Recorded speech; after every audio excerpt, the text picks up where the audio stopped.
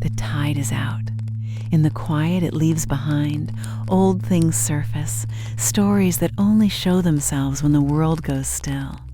This is low tide lore. Tonight, the candlelit processions through stone-carved sanctuaries. Settle in and let the water stay low a while. Folder 1. Unlabeled, water damaged along the left margin, the ink gone, the color of weak tea. The dossier before me was assembled by no single hand. Someone in the regional office began it as a survey record. Someone else, later, folded in a caretaker's testimony, loose pages of it, undated, and never separated the two again. I have chosen not to separate them either. The line between the ledger and the lived thing is thin here. Thinner than in most places I have cataloged, and I think that thinness is part of the record. Before the first proper entry, there is a cover sheet, government issue, a printed box for site name, and a printed box for surveying officer, both filled in by hand and both now half eaten by damp. What remains legible of the officer's name is a single capital letter and a comma, as though the rest had simply given up and let the paper win. Entry undated in a surveyor's clipped hand. Site: the Lasta highlands, elevation roughly 2,500 meters. 11 churches, so called, though the word undersells the labor. Not built, cut. Cut downward into the reddish volcanic rock of the plateau, roof first, floor last, each one a single stone hollowed from the inside until it stood free of the mountain on every side, a building with no seam, no mortar joint, no place where one block meets another. The whole church is one piece of ground that used to be whole and is now a room. Note appended in a different pen. Local tradition holds the churches were finished within a single rain, the labor of men by day and, some say, of angels by night, working the stone while the masons slept. The surveyor's note beneath this is dry, quote, attribution to angelic labor unconfirmed, end quote. I have left both lines in. The dossier does not choose between them, and neither will I. A third hand, cramped, squeezed into the margin beside the angel note, adds only this. Ask the caretaker which nights the sound of chiseling is heard with no mason on site. No answer is recorded anywhere in the file. I have looked for one. There is none. Ledger fragment, weather column. Nights on the plateau run cold enough to see your own breath standing in a doorway. The wind does not gust here so much as lean, a steady pressure against the eaves of any roof still standing above ground, tin or thatch, for hours at a stretch before it eases and comes back from another quarter. The stone churches feel none of it. That is the first thing every visitor's account in this folder mentions, in nearly the same words, decades apart. You go down a trench cut into the rock, sometimes twice the height of a man, and the wind simply stops, the way sound stops underwater. The caretaker's testimony, the loose, undated pages, begins here, mid-sentence, as though a first page is missing. Quote, my father kept the candles for that church for 40 years, and his father before him, and I do not know a candle. I only know the flame it carries. End quote. Though I suspect the caretaker never spoke in quotation marks, and whoever transcribed this smoothed the seams the way water smooths a stone. I have tried, where I could, to leave the seams. Folder 2. Architectural notes, cross-referenced against the caretaker's account where the two touch. The trenches that connect the churches run below the plateau's surface like dry stream beds, cut wide enough for two people to pass if one turns sideways, walled on both sides by rock the color of an old wound, rust red going to rose where the light catches it at certain hours. Some trenches open onto a church door at ground level, as if the building simply happened to be there. Others require a further descent, a doorway cut low, so that entering means bending the body forward, which the caretaker's account insists is not accident. Quote, "You bow before you know you are bowing. The rock decided that, not the priest." End quote. The surveyor's note here is uncharacteristically soft for a technical document. Quote, "Whether by design or by the practical constraints of excavating a doorway from solid stone, the effect on the visitor is the same." End quote. I read that line 3 times before I understood it was the closest the surveyor came to admitting wonder. Interior notes. Columns left rough where the excavators chose to leave them, smoothed where they chose otherwise, and no consistent rule between the two that the survey team could determine. Windows shaped as crosses, as arrow slits, as plain squares, sometimes 3 styles in one wall, as though the carvers were answering to something other than a plan drawn in advance. The caretaker's account addresses this directly, the only place in the loose pages where he sounds almost amused. Quote, "People ask what the plan was. There was no plan on paper. The plan was in the man's hand, and his hand had been taught by his father's hand, and so the plan is older than any drawing you will find of it." End quote. A margin note, unsigned, possibly the same hand that filed the whole dossier together.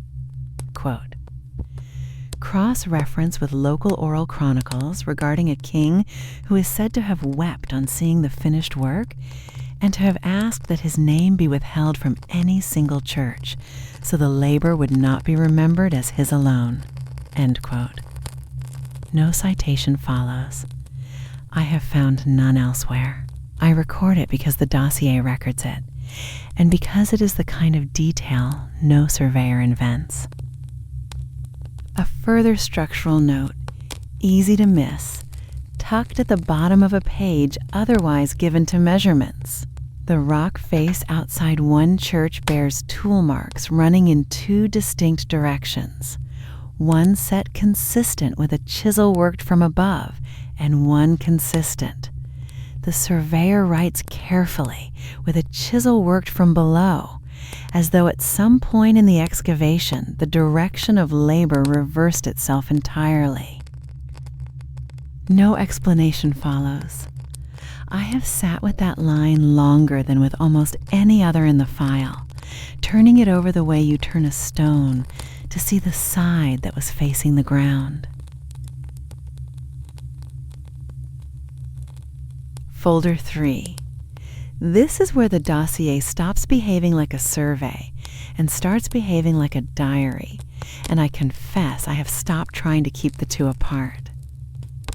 The caretaker describes a night in his boyhood, no year given, no season named beyond the word cold, which on this plateau covers most of the calendar after dark, regardless of the month.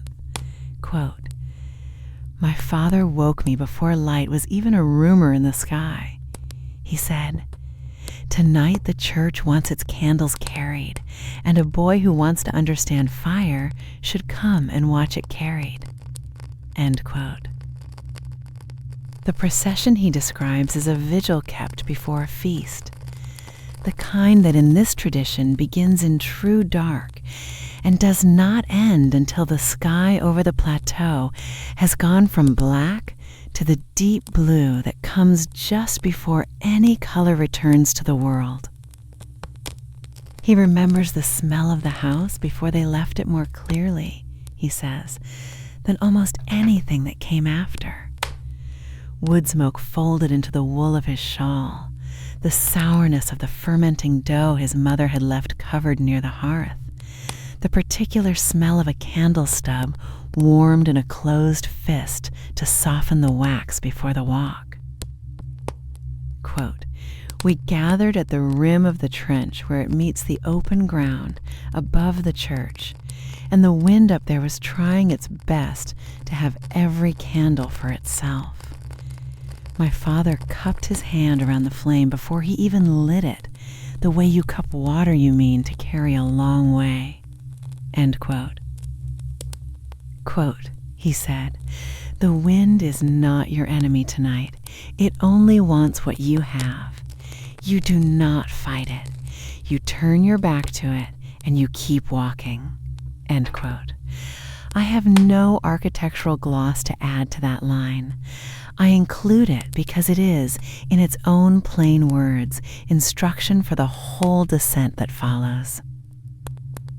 "The line of people," he says, "numbered more than he could count as a boy standing near the back of it, each carrying a thin taper or a stub of hearth candle brought from home, some sheltered in a clay cup, some simply guarded behind a curled palm, and the procession moved from the open plateau down into the trench in a single file that had to narrow itself where the rock narrowed." He remembers, too, the sound the line made before it began to move, a low murmuring that was not yet song, voices testing a note the way a hand tests a rope before trusting weight to it, and an old woman near the front clearing her throat twice, the second clear louder than the first, as if the second were a signal. Quote, "From above, if you could have looked down into that cut in the ground, you would have seen a line of small fires walking on their own. No people at all, just light going down into the rock like something poured." End quote. The surveyor's dossier, elsewhere so careful to correct such statements, has no note beside this one. I take the silence as a kind of agreement. Folder 4. A weather log, unusually detailed for what is otherwise a technical file, kept by someone who I suspect simply liked watching the sky from that plateau and found an official reason to write it down. At that elevation, the stars arrive close and hard, no haze between the eye and them, and the log records a near constant wind out of the highland passes, cold enough by full dark to numb an ungloved hand inside 20 minutes. The same log notes that inside the trenches, 3 meters down, the temperature reading differs enough to fog the recording instrument's glass. The caretaker's account folds directly against this without ever having read it, decades apart, and says the same thing in different words. Quote, "Up top the wind will take the skin off your ears. Down in the cut, you could keep a taper lit in your bare hand and never lose it once. My father used to say the mountain breathes out warm on purpose, so the candles have somewhere safe to go." End quote. I do not think the mountain breathes on purpose. I think a deep, narrow cut in rock holds its temperature and blocks moving air, and any surveyor would tell you the same. But I notice that both explanations arrive at an identical fact. The flame survives the descent. The dossier does not require me to prefer one cause over the other, and increasingly I do not want to. Further weather note.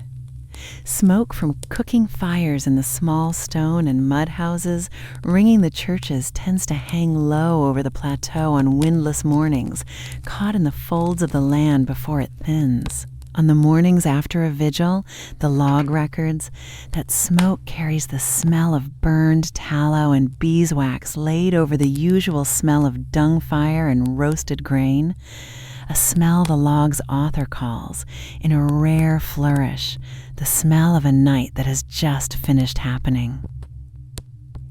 The same author, 3 lines later, notes the arrival of the day's first light on the eastern rim of the plateau, how it touches the tin roofs of the houses before it ever reaches down into the trenches, so that the world above wakes a full hour or more before the world below knows the night has ended at all. Folder 5. Structural notes on the interiors, filed alongside the caretaker's memory of what those interiors held on the night in question. Some of the church floors sit well below the level of the trench that feeds them, so that entering is a further descent, even after the descent into the trench itself, stair after worn stair cut from the same rock as the walls, each tread slightly uneven, polished at the center by feet that have never worn shoes with a hard sole. Quote, the caretaker again. We went down those stairs with our candles low, cupped close to the chest, because a draft lives on those stairs that does not live anywhere else, a thin, cold thread of air that finds you no matter how you turn. My father said that thread was the mountain testing, whether you meant to keep the flame or only carry it. End quote. The survey's structural notes, for once, offer something close to an explanation without quite meaning to. A narrow shaft, unexplained in function, connects one lower chamber to the open air above, likely for ventilation during excavation, sealed at the top by later builders, but the airflow through it was never fully stopped. Draft persists. The note reads, source uncertain, effect localized to the lower stair. 2 explanations, 1 draft. I have stopped needing them to agree, and stopped needing to choose between them for the reader. Both are written down as true by people who trusted their own eyes. Inside the chamber itself, the caretaker recalls candlelight catching on carved crosses set into the walls, on painted images gone dark with generations of smoke. The paint no longer bright but present, a red still red enough to name, a blue gone the color of dusk. Quote, the smoke from all our candles together climbed the walls slow, like it was reading the paintings before it left through whatever crack it found. End quote.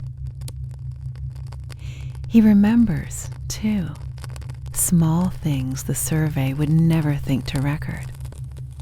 The way a woman near him tied a knot into the hem of her shawl each time the chanting reached a certain line, though he never learned why and never asked, thinking even then that some questions are better carried unanswered than asked and refused. Quote, and the chanting started low, from somewhere near the front where I could not see past the shoulders of the grown men, one voice and then several, and it did not sound like it was coming from people standing in a room. It sounded like the room itself had decided to make the sound, and the people were only close enough to hear it first. End quote.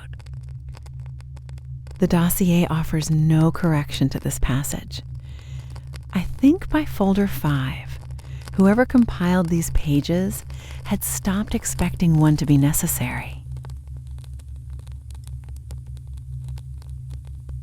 Folder 6. A shorter section, water damage worse here than anywhere else in the dossier. Several lines lost entirely to a stain that has eaten the ink down to blank paper. What survives concerns a passage the caretaker calls, without further explanation, the turning. Quote, at some hour past midnight, though no one down in that rock could have told you the hour by any clock, the whole line reversed itself and began to climb back the way it came. End quote. Quote, Resuming after the damaged section. My father said the church does not want to be crowded past a certain hour, that even stone gets tired of holding so many warm bodies and so much breath and so much wax smoke, and it lets you know by making the air feel thinner, though I could not have told you at 10 years old what thin air felt like against thick. Quote, so we climbed. And climbing was harder than descending had been, though the stairs were the same stairs, because now my arm ached from holding the candle steady for so long, and my eyes had gone soft from staring at one small flame for hours in the dark, so that the trench walls swam a little on the way back up, red rock going soft at the edges like a coal. End quote. The surveyor's parallel note filed near this passage, though clearly written independent of it, records that visitors unused to sustained candlelight in total darkness commonly report exactly this: a softening of edges, a swimming at the margins of vision, attributable to prolonged focus on a single small light source in the absence of any other visual reference. Fatigue of the eye, the note calls it, plainly, without any wonder in the phrase at all. I prefer the caretaker's coal. But I have kept both, because the dossier keeps both, side by side, neither one crossed out. One further line survives the water stain near the bottom of the page, badly broken but not lost entirely. Quote, someone near me was crying by the time we reached the top, not from sadness, I think, though at 10 I could not have told the difference, only that the sound of it fit the night, the same way the chanting had. End quote. Folder 7. The Emergence. This is the caretaker's word, not the surveyor's, and it is the only heading in the whole dossier that appears in his hand rather than assigned to him by whoever filed the pages afterward. Quote, we came up out of the trench near the hour the sky starts thinking about turning blue instead of black, though it has not committed to it yet.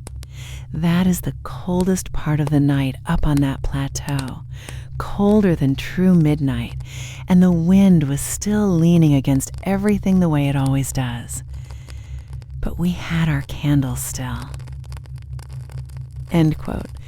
Though the sentence in the manuscript trails without a period, as if the caretaker meant to say more and either did not, or the page does not preserve it. What follows instead is a gap, then a resumed thought in slightly different ink, as though written on another day entirely. Quote, my father blew his candle out himself once we reached the open ground, cupping his hand around it first the way he had all night, so the wind would not get the satisfaction. He said, you do not let the wind take it from you. Decide when it goes out. That is the whole of what I learned that night, though it took me another 20 years to understand I had learned it. He adds one more small thing here, almost an afterthought, easy to miss between the larger lines.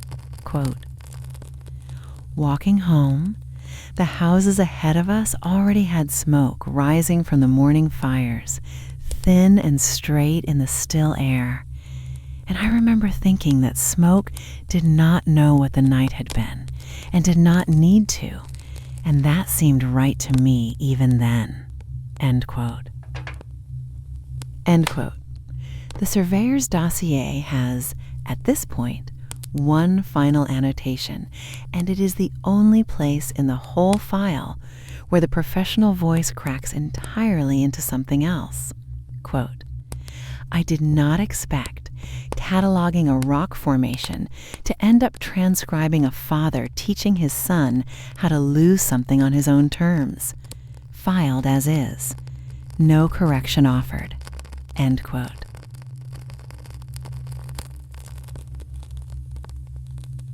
Folder 8. The last in this dossier, thinner than the others, 3 pages only, and clearly added after the file had already been closed once, because the numbering restarts and someone has written in the margin, quote, "found later, include anyway," end quote. It is the caretaker again, older now by the handwriting, less steady, the letters leaning where they did not lean before. Quote, "I keep the candles for that church now, the way my father kept them, and his father before him. I could not tell you the number of nights I have carried one down that trench since I was a boy standing near the back of a line I could not count."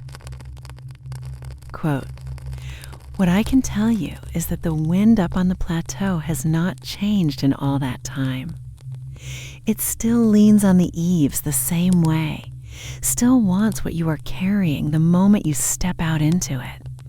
And the church down in the rock still does not feel it at all, the moment you are far enough down, the same stillness my father promised me when I was too young to trust a promise like that." Quote, "The paintings have gone darker still since I was a boy, the smoke of all these years settling on them the way it settled on the ones before, and I do not think of that as loss, though a surveyor might write it down as one. I think of it as the church keeping a record of every candle that has ever been carried into it in the only ledger it knows how to keep." Quote, "Last Vigil, I gave my grandson his first candle. Small thing, a stub really, the kind that will not last the whole night on its own. But that is not the point of a first candle. The point is that he learns to cup his hand around a flame before the wind teaches him he has to." End quote. There the pages stop. No signature, no date. The margin note, quote, "found later, include anyway," is the last thing written in any hand in this entire dossier, and I have decided, in cataloging it, to let it stand exactly where it was found, unresolved, because I think the caretaker would have wanted the file to end mid-breath rather than tied off neatly.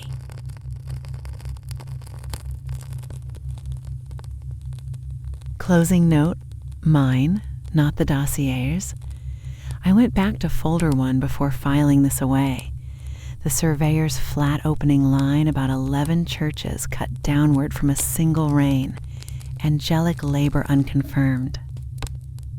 I read it again with the caretaker's voice sitting underneath it now, the way a second instrument sits under a first once you have heard it played. The surveyor was not wrong about the rock. The caretaker was not wrong about the flame. Neither one needed the other's correction, and the dossier, in the end, never asked me to choose.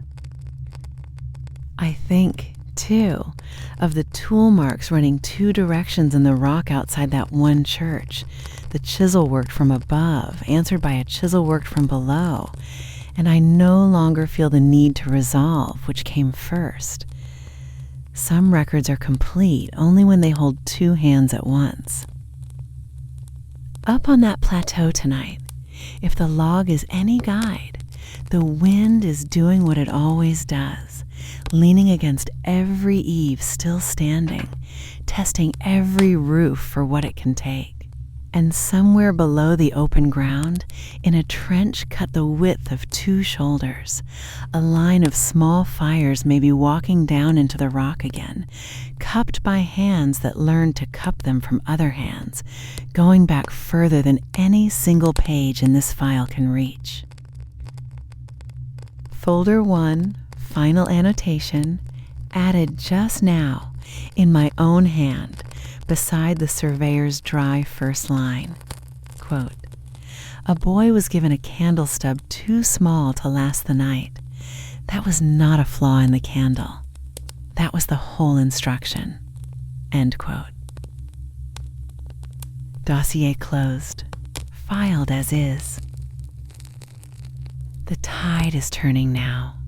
What surfaced tonight will slip back under, the way these stories always do. But the water keeps them. It always carries them back. If you want to be here when it pulls away again, follow along and the next one will find you. Until then, rest easy. The water remembers.